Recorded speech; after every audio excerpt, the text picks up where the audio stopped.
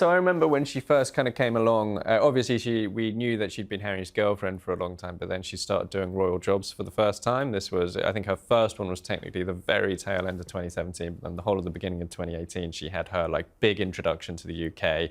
We were calling it Meg Mania at the time because everyone was going crazy. And it's just so random for me to look back on that time when she was absolutely adored in Britain and to think how far obviously they've fallen in the terms of the way that they're viewed in this country. But also in terms of the way that they view the way that Britain saw them. Like, if you were to listen to Harry and Meghan about it, you'd think that everyone hated them, but actually people loved Harry and Meghan.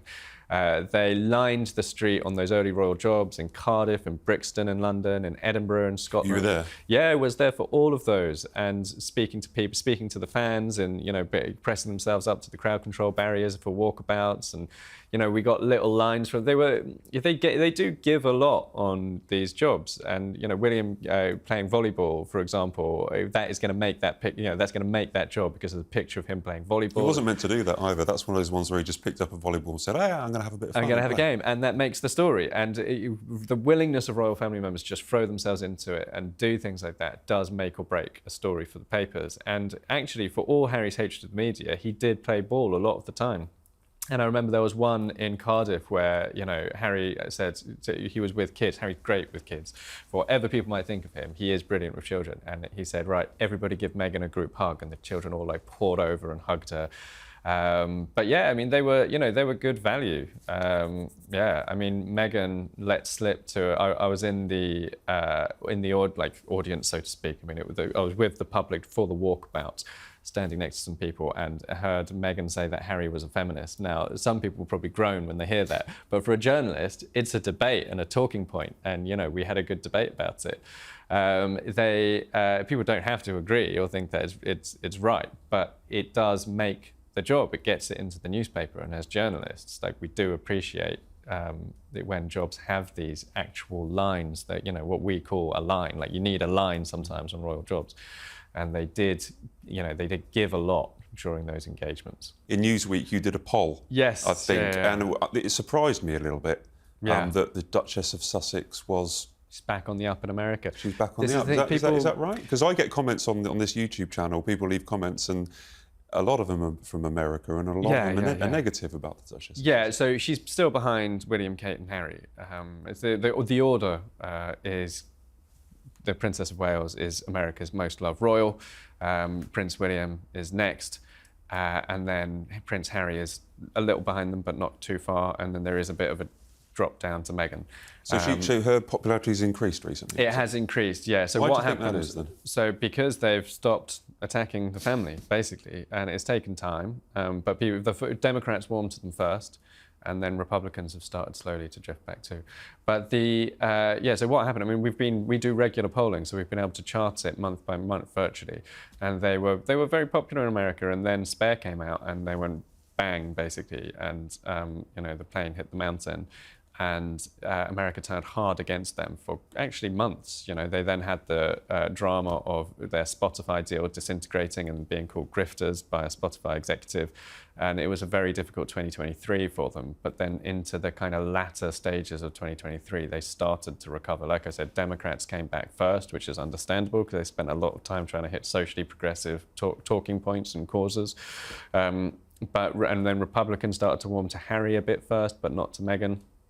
And then now Meghan is she's kind of starting to warm to other aspects of US society as well. You've got to remember, the stakes are lower for America because it's not their monarchy. They also have shorter memories by the sounds of it. Well, this is it. I mean, but everybody forgets, you know, 90% of the Oprah interview will be forgotten in time. 90% of Spare will be forgotten in time. If you think back on Princess Diana's interview that she gave, her bombshell interview, mainly it's just a handful of words that people remember, which is, there were 3 of us in this marriage, so it was a bit crowded. The whole of the rest of the interview's been forgotten. And that ultimately is the destiny of Spare, you know, and it's the destiny of the Netflix documentary, it's the destiny of Oprah. In time, the lion's share of it will be forgotten.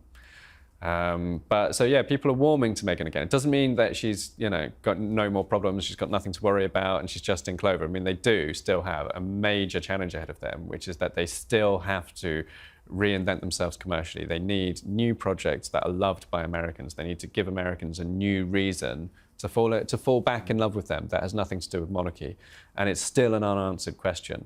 And I have some reservations and concerns about some of the stuff they're doing. For example, polo. You know, is Harry going to be able to make America fall in love with a show about polo? I mean, it's a very elitist sport that you can only play if you can afford it. It's hugely expensive because horses are hugely expensive. Obviously, the Royals have been doing it for years.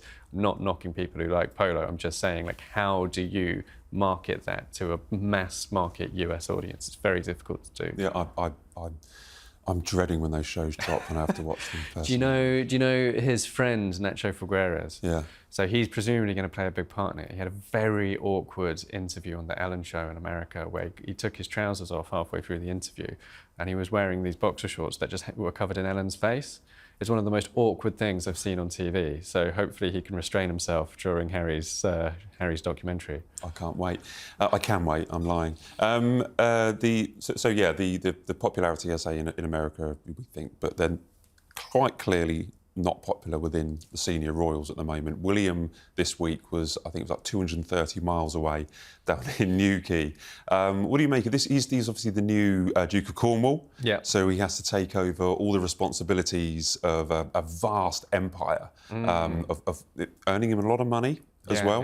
But he has responsibilities to go down there as the Prince of Wales, as the Duke of Cornwall. He has to visit. He visited a homeless or a place that he's really interesting concept where it's like, I think it's the first royal project where they're actually building homes for homeless people and also having a support network, boosting the tourism industry by hanging around on Fishtrail Beach, and now he's been eating a Cornish pasty on the Scilly Isles. These are staple royal jobs for us that we go and cover, but they're important as well to local community and also to William. Yeah, this is a really interesting one because there's an importance locally, but there's also importance on, you know, it kind of chimes in a weird sense with Prince William's work on climate change, and this was something that we saw during the coronavirus pandemic, was William encouraging people to holiday in the UK and to enjoy the British seaside. And, you know, there were fantastic pictures. The weather smiled on him. It was sunny. He was having a great time on the beach playing volleyball.